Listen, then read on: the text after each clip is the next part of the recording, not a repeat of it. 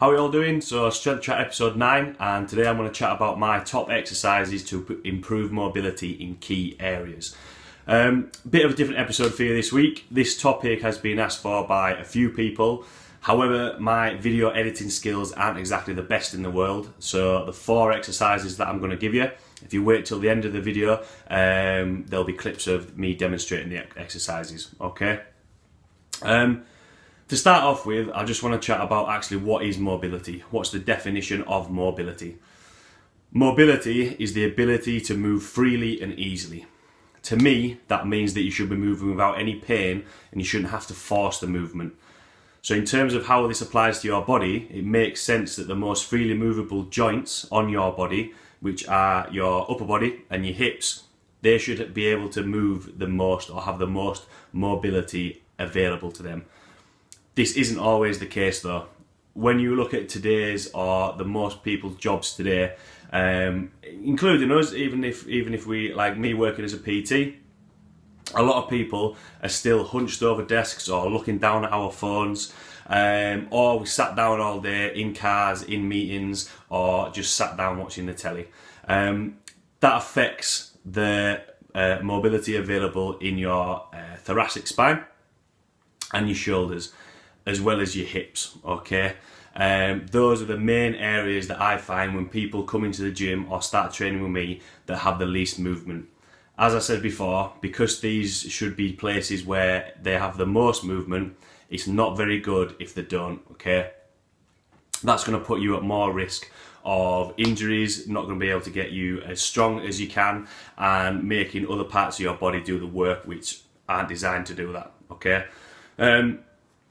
The 4 videos that you'll see at the end are my go-to that I use in my movement prep before I train. Some people have their own, there are other ones out there, but these are my 4 go-to that I use. And just bear in mind that my mobility isn't the best in the world. I'm not a mobility guru or anything like that, but these are the ones that I use to try and improve my mobility, okay? So the first one that I use is a banded Cuban press. So as a powerlifter, I do quite a lot of benching, and that makes my shoulders go into internal rotation. So my shoulders are coming forward, all right? So using a band, and that means as well, actually, that my overhead pressing isn't the best in the world because of the internal rotation. Tying a band to a pillar or a squat rack, okay, you get the added bonus of being able to do a row, okay, or a face pull if you like. Then you get to go into bring your shoulders up and then straighten your arms out, okay? So you're working all of the smaller muscles at the back of your body to pull you out of that internal rotation. The next one then I like to use is a half kneeling banded T-spine rotation, the longest exercise name in the world, okay? The reason why I like using a band, all right, is that it adds in a little bit of core stability as well, okay? So just doing it using a foam roller, some people can just do it on the floor, is pretty good.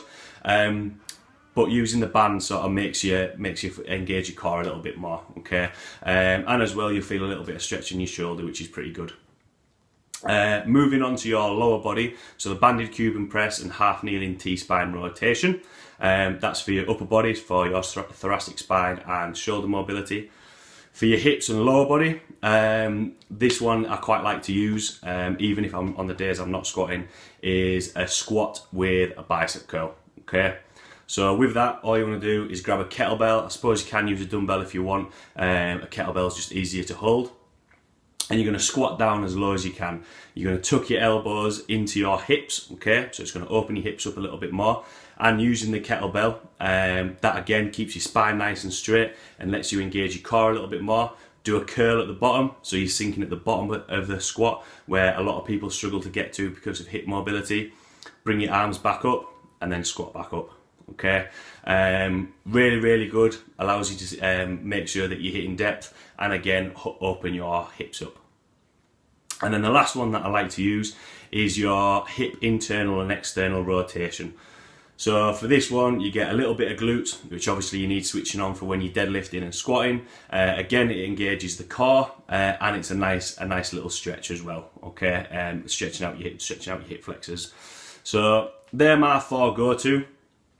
watch the videos after I've finished talking. If you've got any questions or any issues with your movement, give me a shout, or if you want a few more, comment below on the video, and I'll try and send a few more out. But they're my 4 go-to for your 2 for upper body, 2 for lower body.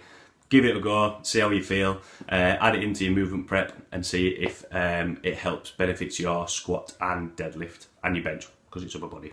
Alright, so thanks very much, and check out the 4 videos after I finish speaking.